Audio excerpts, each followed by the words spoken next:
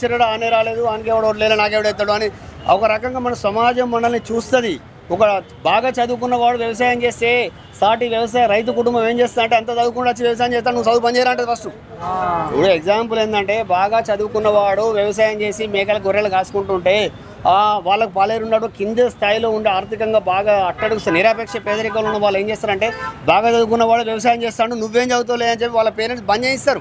ఇప్పుడు మేము ఒక రకంగా ఇంటికాడ ఉండి వ్యవసాయం చేయలేక కాదు, ఎందుకంటే మేము ఇంతగానం చదువుకొని మళ్ళీ వ్యవసాయం చేస్తే కింది స్థాయిలో ఉన్న వాళ్ళందరూ కూడా బాగా చదువుకొని కూడా వ్యవసాయం చేస్తాడు, నువ్వు చదివేందుకులే అనే భయంతో మళ్ళీ ఇప్పుడు ఈ ప్రైవేట్ ఉద్యోగం ఏదో ఒక ఉద్యోగం చేసుకొని బతికే పరిస్థితి. ఇదంతా ఎందుకు దాపరించిందంటే బీసీలను ఒక రకంగా చూడకపోవడమే.